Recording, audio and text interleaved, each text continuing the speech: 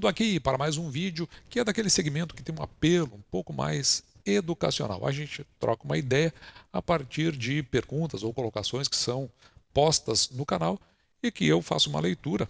Evidentemente, é uma leitura particular. É importante que você faça a sua e que remete a esse segmento de vídeo, Toques da Bolsa, onde nós já chegamos ao vídeo de número 54. Vamos ver o que os nossos colaboradores colocaram no canal. Vamos começar aqui pelo Fábio Nascimento, que sempre nos ajuda aqui com as suas colocações. E até peço para você que coloque sua pergunta, sua colocação, porque muitas vezes isso ajuda a mim a entender o que pode estar na cabeça de uma média sobre o mercado como um todo. E também, quando eu vir aqui trazer algumas respostas, eu não sou fechado nessas respostas, eu tento só fazer uma leitura ajustada de cenário para que eu possa tomar a melhor decisão e aquela que é a minha não necessariamente vai ser a sua. Então por isso que eu gosto de ter alguma flexibilidade sobre isso, inclusive na hipótese de fazer alguma desconsideração amanhã, porque a gente analisa o cenário muda e de repente as coisas tomam um outro caminho. Mas é importante você fazer a sua colocação, porque isso ajuda a mim a construir o conteúdo e ajuda a outras pessoas que fazem parte do canal a receber uma dica, um toque que às vezes a pessoa não viu, e também, eu acho mais importante, a considerarmos todas as nossas posições dentro da nossa trajetória de investimentos, de forma que, no todo, a gente consiga crescer do ponto de vista de ideias. Mas o que o Fábio Nascimento colocou para nós aqui? Infelizmente, aumentou o gasto no que não precisava. Ele está se referindo ao arcabouço fiscal, que a gente debateu esse vídeo. Eu recomendo que você assista esse vídeo, porque deu uma ideia um pouquinho diferente do que o mercado considerou no primeiro momento. E aí ele diz o seguinte, então, como o gasto aumentou, né, naquilo que não precisava, ele considera assim, quem vai pagar a conta é quem mais precisa. E agora vão sobrar problemas. Eu fiz esse vídeo porque sobre o arcabouço fiscal, claro, é um debate do momento, ele tomou conta, ele virou Trading Topics no dia que ele foi lançado, que foi na quinta-feira, e o mercado, inicialmente, os órgãos de imprensa receberam bem e até consideraram positivo. Na primeira leitura que eu vi da apresentação, alguma coisa ficou na minha cabeça que dizia, tem um negócio que eu não estou conseguindo compreender, eu preciso de mais tempo. Então, eu nem quis fazer comentário no mesmo dia, e eu prefiro isso, né, deixar as coisas acalmarem. A bolsa estourou, ela subiu bastante, né, no dia em que foi lançado o arcabouço fiscal, mas aquilo não estava me soando bem, alguma coisa não estava bem ajustada. Então, por isso, depois olhando os comentários e eu tomando as minhas conclusões, e hoje, né, descobrindo que o próprio Congresso está fazendo uma alternativa ao arcabouço fiscal, ou seja, outras alternativas virão, significa que lá no final das contas, o que o ministro da Fazenda disse no dia da apresentação? Que depois que ele terminou a apresentação, ele disse, olha, talvez a semana que vem, então a semana que nós vamos entrar agora, ou na outra, talvez seja o mais provável, ele vai encaminhar o desenho, porque vai ser um projeto de lei, para a Câmara dos Deputados. Bom, aí nós temos um problema, porque se ele vai esperar 2 semanas para encaminhar, significa que nem isso está pronto. Então a apresentação não condiz com a ideia consolidada. E já existem outras propostas que já estão entrando na Câmara. O que pode ocorrer, e que é o mais provável que ocorra, um amálgama, ou seja, um somatório entre essas ideias, pode surgir mais do que uma, e acabe não sendo exatamente esse arcabouço que o governo está apresentando. Ou seja, as consequências de não ter algo pronto, e nunca teve, desde que o governo ele realmente começou a assumir a condição, desde a transição, então começou lá em novembro, dezembro, janeiro, fevereiro e março, 5 meses, e ele não tinha um plano de governo, e agora, de uma forma mais restrita, não tem um plano econômico. Então, isso coloca o mercado numa condição de dúvida, e quando o mercado está em dúvida, ele se retrai. Além disso, nesse arcabouço fiscal não foram consideradas questões de âmbito internacional e o que está influenciando o mercado internacional, porque o Brasil ele não é isolado, ele não tem como funcionar de maneira isolada, ele depende do que acontece no mercado internacional, porque nós somos, na verdade, um país exportador, tanto do segmento de alimentos quanto do segmento de outras commodities. Ou seja, não basta apenas olhar para dentro do país, é preciso ter uma ligação. Isso aí não fazia parte desse arcabouço fiscal. De outra parte, as medidas que o governo está buscando para dar uma impulsionada na economia, elas estão muito vinculadas ao crédito. As famílias estão endividadas. Se você der condição de crédito, a possibilidade de um endividamento maior das famílias. É assim que eu estou enxergando o futuro. E, consequentemente, se vai gerar inflação. A inflação, por outro lado, ela é um imposto embutido aqui que pode melhorar a arrecadação, mas às custas dessas famílias, que talvez no futuro logo ali não tenha mais condições para lidar com aquelas despesas que são de cunho essencial, como alimentação, educação, transporte e saúde. Consequentemente, isso pode gerar uma conflagração se esse conjunto não estiver muito bem ajustado. Além disso, é preciso ver agora como é que vai andar o índice de desemprego, porque ele está havendo uma pressão internacional também muito forte nesse sentido. E o cenário como um todo dá um indicativo de que a gente não vai ter a gente não vai ter um futuro ali muito promissor agora do curto para o médio prazo, a não ser, aí que vem outro fator, que aconteça algo externo significativo. Se não houver nada positivo, significativo no cenário externo, eu não tenho como se ver esse desenvolvimento de prosperidade do curto para o médio prazo. Consequentemente, as expectativas tendem a não ser positivas. E logo a gente espera o mercado descendo mais ainda do que ele está nesse momento. E é curioso porque a Faria Lima, você sabe, ela é uma rua que é como se fosse a Wall Street aqui no Brasil. E são pessoas que apostaram nesse projeto de governo. O que para mim já não fazia sentido antes, agora muito menos, porque são pessoas que fazem as análises do mercado. Esse é o trabalho deles, eles estão ali no dia a dia e eu não consigo entender como é que esses analistas, eles ou não percebem, ou eles estão vendo uma coisa que eu realmente não estou conseguindo enxergar e se tomam por euforia dentro dessas pequenas amostras do governo. E, consequentemente, ficam eufóricos, mas uma euforia que não durou um dia, no outro dia já estava em queda, assim que se depurou melhor o que era a tal do arcabouço fiscal. Ora, é só olhar para esse cenário e a gente já verifica qual é a expectativa do curto para o médio prazo. É muito difícil que mude disso, a não ser, como eu disse, que tenha acontecido um evento significativo e normalmente esse evento virá externo ao país. Lembrando que nós temos consequências ainda estamos na consequência do período pandêmico, da seca violenta que nós tivemos. Essa seca, inclusive, é curioso porque Uruguai, Argentina e parte do Brasil, parte sul do Brasil, ainda sofrem um pouco consequências de uma seca que teve agora, nesse ano. Além disso, nós temos que considerar que a guerra do leste europeu está se estendendo muito mais do que se tinha em mente e parece que ela vai perdurar.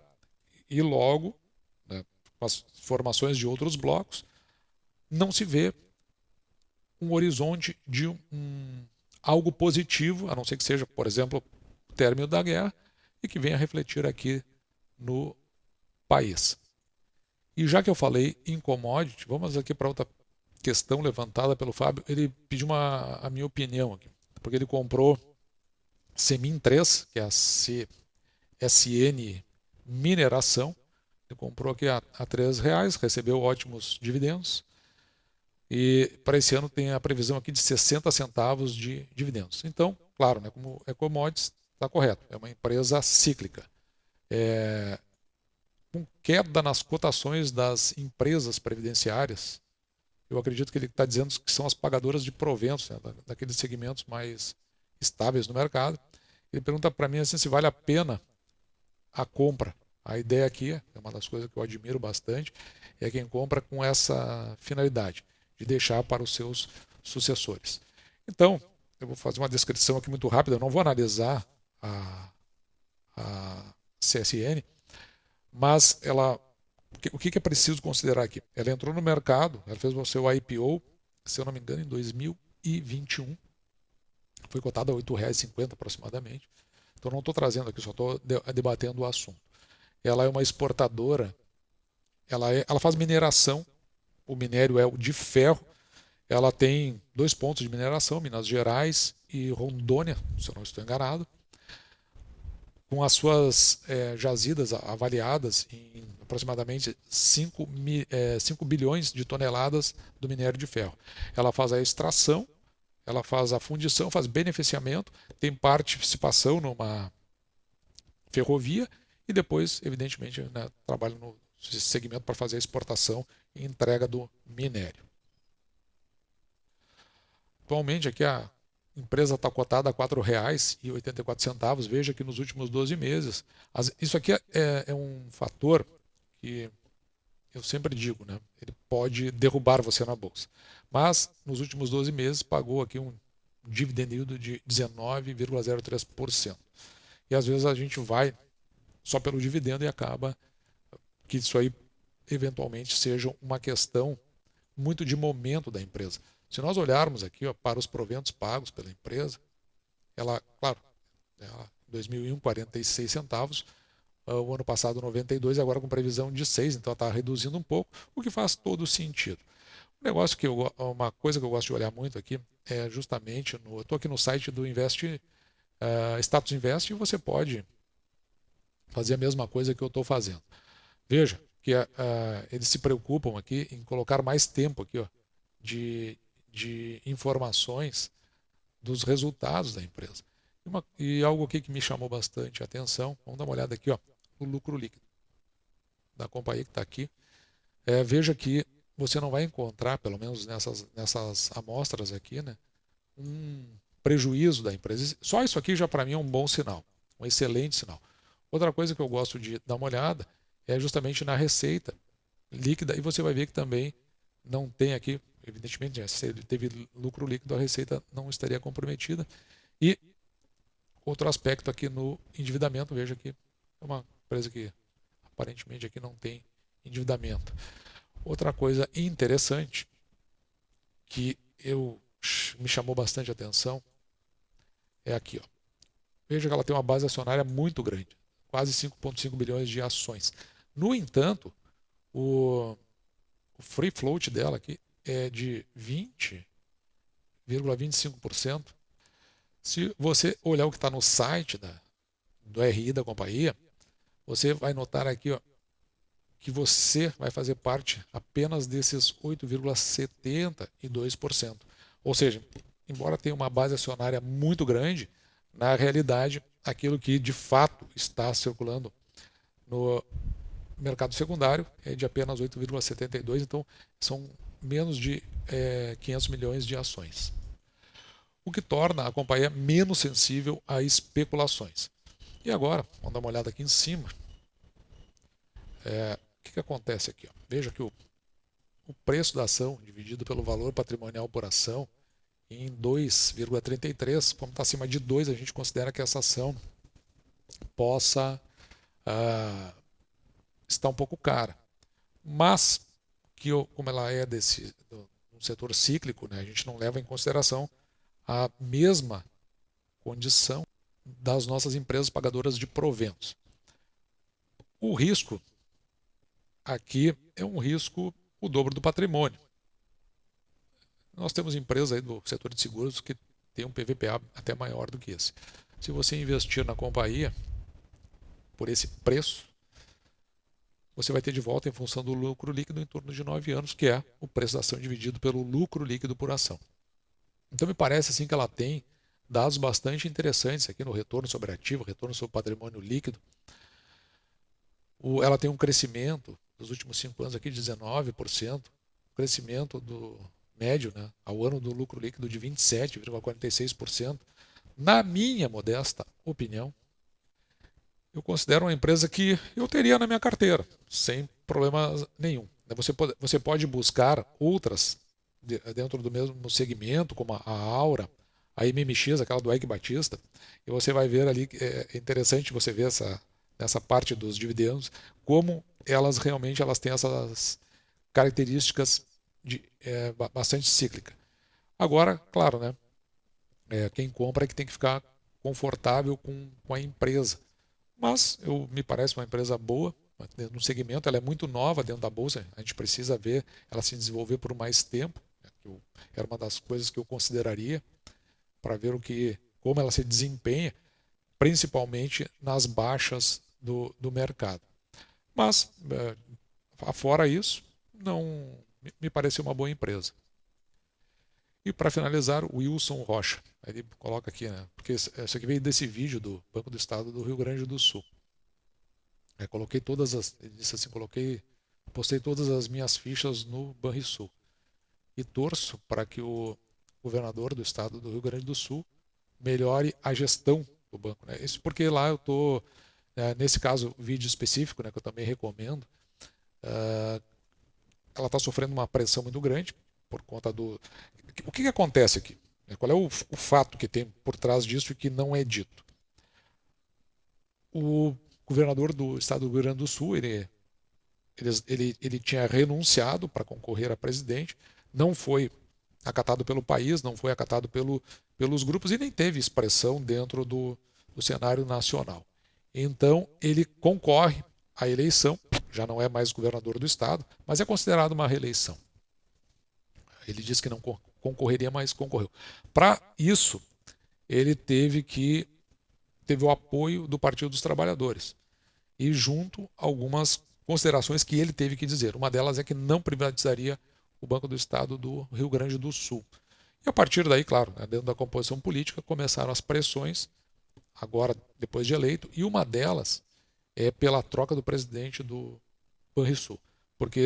E qual é a argumentação que tem do outro lado? O desempenho que teve no ano de 2022, principalmente, uma redução do lucro líquido, a queda nas ações. Aí quando cai as ações, o que o pessoal faz? Eles costumam dizer o quanto o banco perdeu em valor de mercado. O que para mim é uma besteira, com todo o respeito. O que interessa é o patrimônio líquido e o quanto ele equivale o patrimônio líquido em função das ações que o banco possui. Por isso que eu olho para isso. O que o mercado acha, com todo o respeito, pouco importa, é irrelevante. Você que tem que saber se aquela ação ela está dentro de um preço ajustado. Então, mas é a argumentação e ela é válida. A gente tem que considerar que ela é procedente. Mas o que tem lá por trás de tudo isso é que, como é um banco público, ele evidentemente ele é pendurado aqui por interesses daqueles que vivem do que é público. E quem é que vive do que é público? Sindicatos, pessoas que circundam partidos políticos, pessoas que eles não têm uma profissão definida, né? Como a gente tem. Por exemplo, eu sou um investidor de mercado, essa é a minha profissão, eu vivo disso. O pessoal que recolhe o lixo aqui, o sujeito é o recolhedor de lixo, ele é o lixeiro, ele tem aquela profissão. O sujeito que, às vezes, passa o pessoal que faz a capina aqui para tirar, aparar o gramado, ele é da jardinagem. E por assim vai. Então, essas pessoas têm profissões definidas. A gente sabe, o sujeito que é um contador, aquele que é um advogado, agora subindo, né, nas profissões, o sujeito que é o pedreiro, o servente de pedreiro. Então, são pessoas que fazem parte das profissões definidas. Os que circundam partidos políticos e sindicatos, eles não têm profissões definidas. A profissão deles é viver do governo, pendurados no governo, fazendo atividades do governo que o sujeito pode fazer de tudo, de escrituração, a digitador, sei lá, mas não tem uma profissão definida. É aquilo que o cargo comissionado oferece num determinado momento, ele aproveita aquela oportunidade. E vale isso aí nas empresas públicas e vale isso aí dentro dos órgãos de governo da administração direta.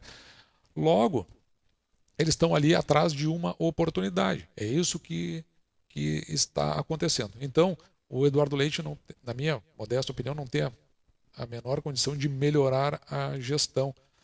O que vai acontecer, que é o que sempre aconteceu com o banco, é que ele precisa colocar lá entes políticos na sua gestão e outros que ficam no restante do banco, né? Não necessariamente quem faz a administração, mas outros que ficam dentro daquelas comissões. O banco tem 17 comissões dentro do seu estatuto, onde você precisa colocar essas pessoas que vêm da onde? Vêm dessas composições, sindicatos, partidos políticos, aqueles que fizeram a frente e, consequentemente, isso aí aumenta o custo e causa prejuízo dentro do índice de eficiência do banco, e é por isso que ele não é um banco eficiente nesse sentido. Mas a outra metade disso é que com essa pressão a tendência é que os resultados do Banco do Estado do Rio Grande do Sul, nós vamos ver agora para o primeiro trimestre, que deve sair no mês de maio, no primeiro trimestre de 2023, eu acredito, não vou fechar, evidentemente, mas a minha expectativa é que vai haver uma surpresa positiva dentro do resultado do banco e por isso vou tomar a decisão aí logo em breve de comprar mais ações.